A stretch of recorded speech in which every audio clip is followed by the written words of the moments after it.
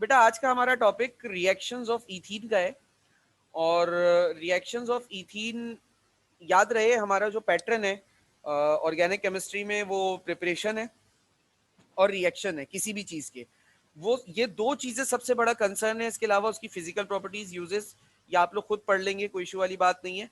और किसी किसी चीज के मॉलिक्यूलर स्ट्रक्चर्स भी हैं, वो हम देखते हुए चलेंगे। ईथीन के हमने मॉलिक्यूलर स्ट्रक्चर को पढ़ लिया है। ईथीन के हमने प्रिपरेशन को पढ़ा है, जिसमें इनडायरेक्ट प्रॉब्लम्स को भी हमने डिस्कस किया है डिटेल में। ठीक है, अब हम मूव कर रहे हैं रिएक्शंस ऑफ ईथीन पे। ईथीन के रिएक्शंस की बात करेंगे। अच्छा, ईथीन के रिएक्शंस कैसे होते हैं बेटा? ईथीन के रिएक्शंस होते हैं addition reaction. Ethene addition reaction करता है। ये मेरे पास ईथीन का मॉलिक्यूल है। ईथीन का फॉर्मूला याद दिला दूं, C2H4, ये ईथीन का फॉर्मूला होता है। दो कार्बन के दरमियान डबल बॉन्ड होता है, जिसमें से एक सिग्मा बॉन्ड एक पाई बॉन्ड होता है, और हर कार्बन के पास दो हाइड्रोजन एटम्स होते हैं। ईथीन में ऐड हो रहा है एक मॉलिक्यूल रैंडम। जी बेटा बोलिए। सर जो होमवर्क दिया था वो तो करवा दें। कल जो होमवर्क दिया था वो एक दफा बता दें ताकि पता चल जाए कौन सा ठीक है। ग्रुप पे डाला तो था बेटा उसका आंसर। अच्छा, तो अब मैंने ईथीन का मॉलिक्यूल लिया है, ठीक है, और ईथीन का मॉलिक्यूल लेकर इसको जस्ट मैं एक रैंडम, मेरे पास कोई कंपाउंड है, मुझे नहीं पता कौन सा, एक रैंडम कंसिडरेशन ले ली, XY एक कंपाउंड है, उससे मैं रिएक्शन करा रहा हूँ। याद रखना, XY का मतलब है दो एलिमेंट हैं इस कंपाउंड में। इनमें से एक एलिमेंट पॉजिटिवली चार्ज होगा, दूसरा एलिमेंट नेगेटिवली चार्ज होगा। तो जो X है, जो पहले लिखा होता है अमूमी तौर पर पॉजिटिवली चार्ज, वही होता है, और जो बाद में लिखा होता है अमूमी तौर पर नेगेटिवली चार्ज, वही होता है। तो Y हमारे पास नेगेटिवली चार्ज है। अब यहाँ पर जल्दी आ जाए, एक वॉशरूम आ रहा है। फिभा, अच्छा खैर, तो XY इस पे ऐड हो रहा है। ऐड होने का तरीकेकार क्या है बेटा? तरीकेकार ऐसा है कि X और Y अपने बॉन्ड को तोड़कर, X जो है वो एक कार्बन पर अटैच हो रहा है, Y जो है वो दूसरे कार्बन पर अटैच हो रहा है, और इन दोनों के दरमियान जो डबल बॉन्ड है वो खत्म हो रहा है। अभी मैं इसका जनरल मैकेनिज्म लिखूंगा तो आपको शायद मजीद बेहतर अंदाज में समझ में आ जाए। अभी मैंने इसका जनरल मैकेनिज्म नहीं लिखा है, तो I am writing general mechanism now. General mechanism देख लेते हैं।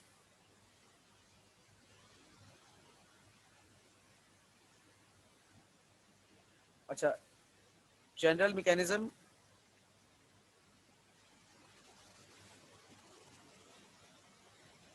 ये हमारे पास ईथीन मॉलिक्यूल है।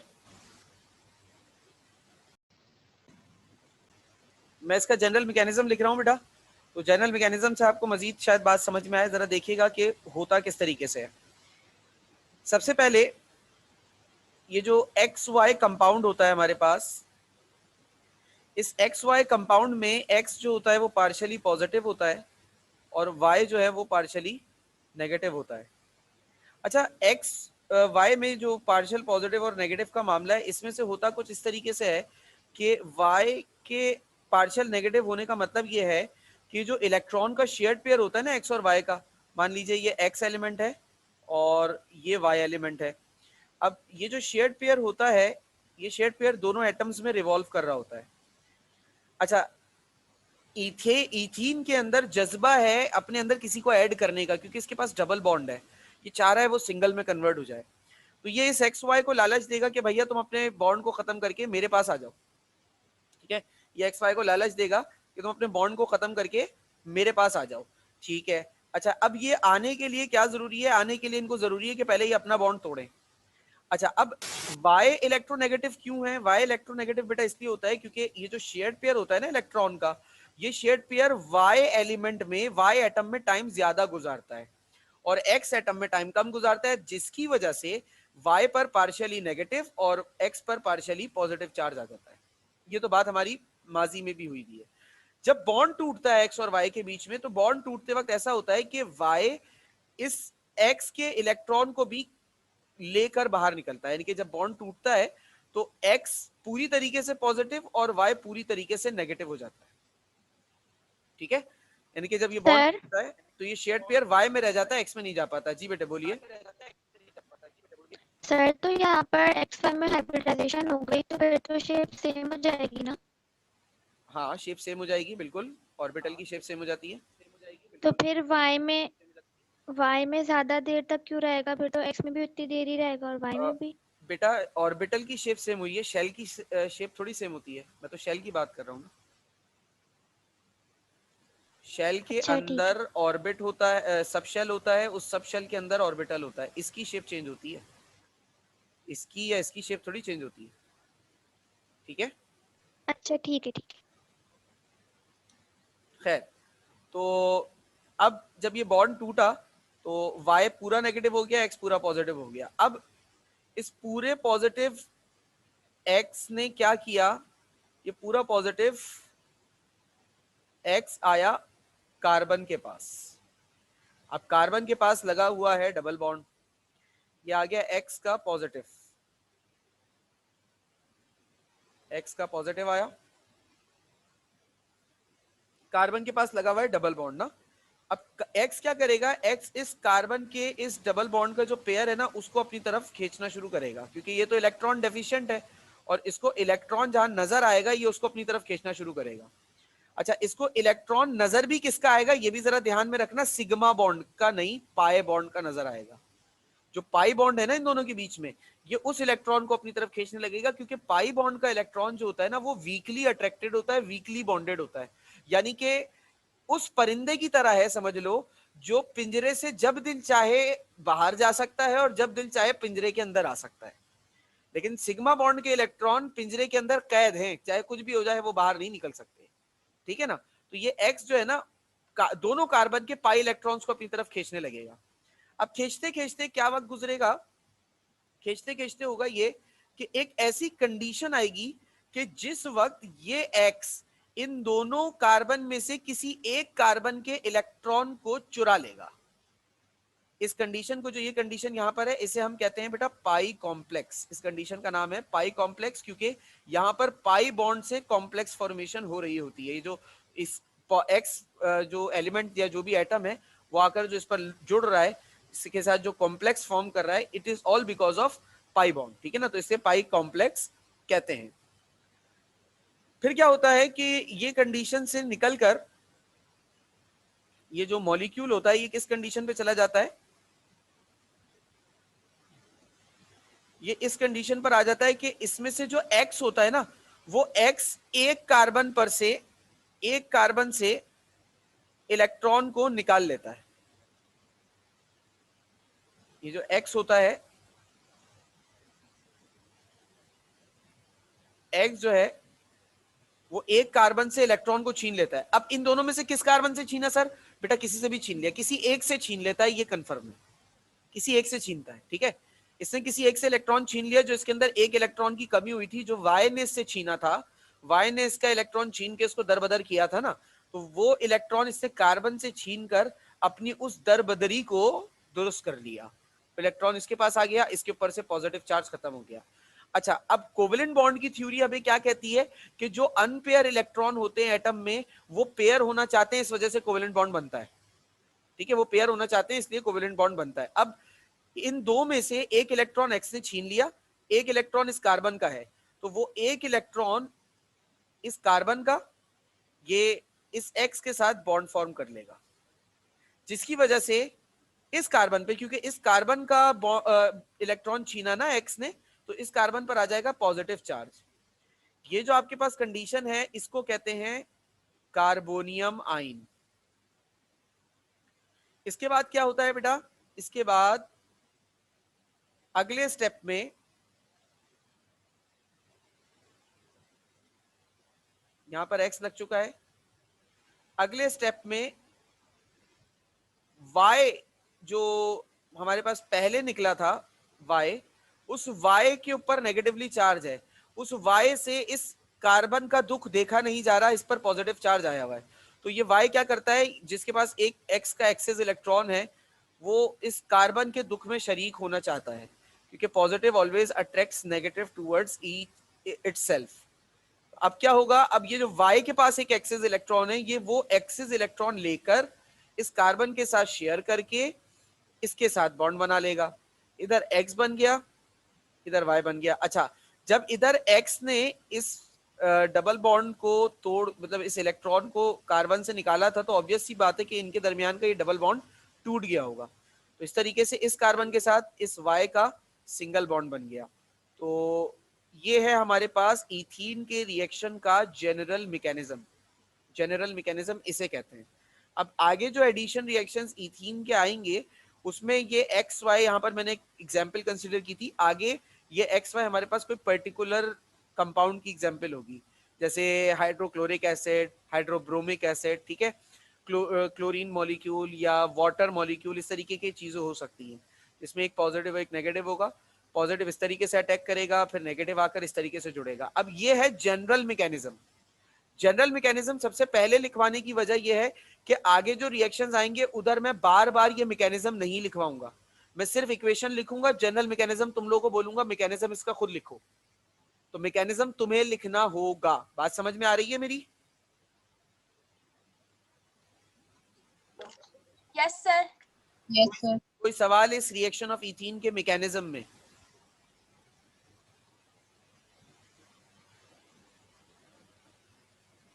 सर इसमें बस एक्स वाई होगा, कोई और अलग से कोई नहीं हो सकता? बेटा एक्स वाई एक एग्जाम्पल है, इट इज अ वेरिएबल। जैसे मैथमेटिक्स में वेरिएबल होते थे ना एक्स वाई जेड, उस एक्स वाई जेड में कोई भी वैल्यू आ सकती थी। तो एक्स वाई वेरिएबल है, इधर कुछ भी आ सकता है। सर ये जो एक्स वाई कंपाउंड है लाजमी है कि इसमें पार्शियल चार्जेस वाला कंपाउंड हो? जी बेटा, पार्शियल चार्जेस वाला ही कंपाउंड यहाँ पर कंसीडर होगा, क्योंकि आगे जितने भी मैकेनिज्म है उसमें कहीं ना कहीं ये मामला आता है। पार्शियल चार्जेस ना भी हो, न्यूट्रल भी हो, तब भी उन दो एटम्स में से एक एटम नेगेटिव बनता है और एक एटम पॉजिटिव बनता है, ये फिक्स है मामला। भले ही पार्शियल चार्जेस ना हो, लेकिन जब बॉन्ड ब्रेकिंग होती है तो एक पॉजिटिव एक नेगेटिव ही बनता है। फिर जिसकी इलेक्ट्रोनेगेटिविटी ज्यादा होगी उसके पास इलेक्ट्रॉन चले जाएंगे तो उस पे पॉजिटिव आ जाएगा। उसके पास नेगेटिव आ जाएगा, इलेक्ट्रॉन उधर चला हाँ जाएगा। नेगेटिव आ जाएगा। जी जी जी ऐसा ही है, ठीक है। और कोई सवाल बेटा?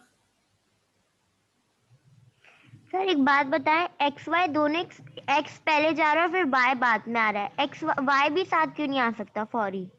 बेटा ये मैं तुम्हें समझा रहा हूँ, ऐसा नहीं होता कि रिएक्शन शुरू हुआ, पहले 1 घंटे में पहला स्टेप हुआ, फिर दूसरे घंटे में ये हुआ, तीसरे घंटे में ये हुआ। रिएक्शन कंटिन्यूटी में ही हो रहा होता है, टाइम बहुत कम लग रहा होता है, लेकिन मैं तो स्टेप बाय स्टेप करके समझाऊंगा ना कि पहले ये हुआ, फिर ये हुआ, फिर ये हुआ।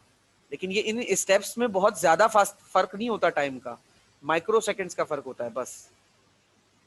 तो हमें भी जब करना होगा तो हमें पूरा ऐसे शो करके करना होगा जैसे आपने स्टेप बाय स्टेप किया? जी बेटे ऐसा ही है।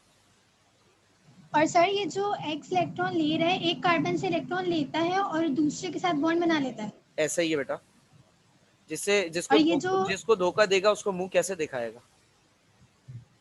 और ये जो C+ है ये कार्बोनियम आयन है? जी बेटा, ये पूरा तो धोखा मॉलिक्यूल किसको दे? कार्बोनियम आयन है, पूरा कार्बन। मॉलिक्यूल कैसे? बेटा ओवरऑल जब मैं इसको लिखूंगा, अभी तो मैंने यहाँ पे ऐसे लिख दिया, लेकिन इसको मैं ऐसे लिखूंगा ना, C2H4X पॉजिटिव। तो जब तुम Na पॉजिटिव कह सकती हो, NH4 पॉजिटिव कह सकती हो, तो C2H4X पॉजिटिव क्यों नहीं कह सकती? ये भी आयन है, ये भी आयन है, तो ये आयन क्यों नहीं है? ये चीज है। पॉजिटिव चार्ज तो एक्स पर है ना सिर्फ? नहीं है, एक्स पर नहीं है, इस कार्बन पर है। नहीं हाँ वही सिर्फ कार्बन। तो ओवरऑल मॉलिक्यूल के ऊपर नेट चार्ज भी तो पॉजिटिव होगा ना बेटा। इस कार्बन पे पॉजिटिव चार्ज होने का मतलब ये कि ओवरऑल मॉलिक्यूल पे नेट चार्ज पॉजिटिव है। मतलब ये है, मैं तुम्हारे सवाल को समझ गया, मैं समझा देता हूँ। मान लो एक्स के अंदर 2 प्रोटॉन 2 इलेक्ट्रॉन है, ठीक है। तो एक्स में 2 प्रोटॉन 2 इलेक्ट्रॉन, 0 हो गया। एच पे 1 प्रोटॉन 1 इलेक्ट्रॉन, 0, इधर 0, ये 0, ये 0।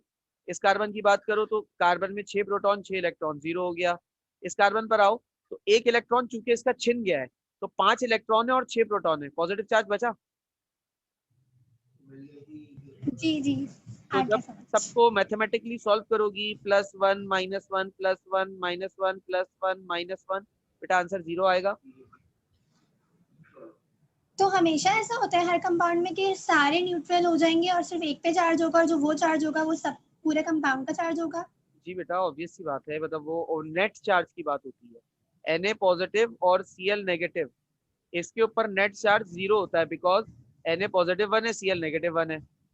MgCl2, इस पर नेट चार्ज 0 होता है। क्यों? क्योंकि Mg +2 होता है, एक Cl -1 होता है, 2 Cl -2 हो जाते हैं। तो ये ओवरऑल चार्ज है, ये इंडिविजुअल चार्ज है।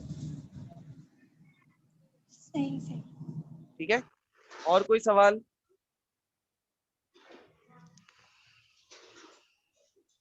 और कोई सवाल बेटा? और कोई सर इसमें No, sir. इसमें कार्बन और कार्बन का बॉन्ड नहीं टूटेगा जब वो दोनों एक्स और वाई से बना रहे हैं बॉन्ड? बेटा बॉन्ड टूट तो गया, यहाँ आखिर में कहाँ है बॉन्ड?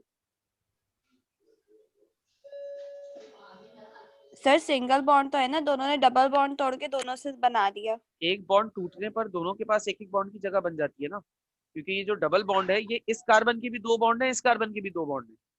एक बॉन्ड जब टूटेगा तो वो इस कार्बन का भी एक बॉन्ड टूट गया, इस कार्बन का भी एक बॉन्ड टूट गया, तो दोनों ने वो एक एक बॉन्ड की खलिश पूरी कर ली ना, एक्स और वाई के साथ।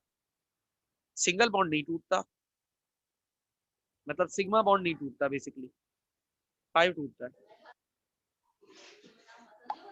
Okay sir. और कोई सवाल बेटा? सर जी बेटा। आप चैप्टर 2 के 5 पेपर कब सॉल्व करेंगे? कब कराएं तुम बताओ? सर आप बता दें। छोड़ो, मैं क्या बताऊं, तुम बताओ। आज तुम्हारी मर्जी से काम करेंगे।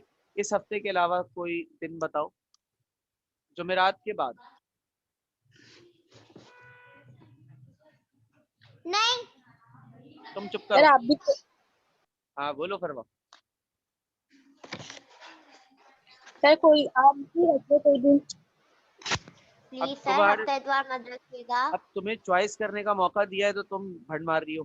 चलो फिर हम रख देते हैं, बस याद दिलाते रहना अगर हम भूलते जाए तो। ठीक है, रखते हैं इस ओके बार। सर। ठीक है, और कोई सवाल बेटा?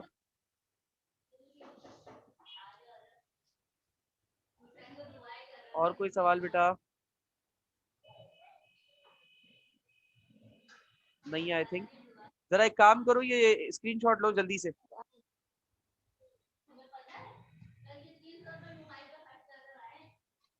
ले लिया? जी अब इसका भी ले लो पूरा, जल्दी करो, टाइम अभी कम ले रह लिया। गया। अब तुम्हारा असाइनमेंट सुनो। ये रिएक्शन ऑफ इथीन का जो ये जनरल मैकेनिज्म है, ये जनरल मैकेनिज्म अपने रजिस्टर में कल जब आओगे तो रजिस्टर पे सबके चेक करूंगा, 3 मरतबा ये जनरल मैकेनिज्म हुआ होना चाहिए सबके रजिस्टर पे।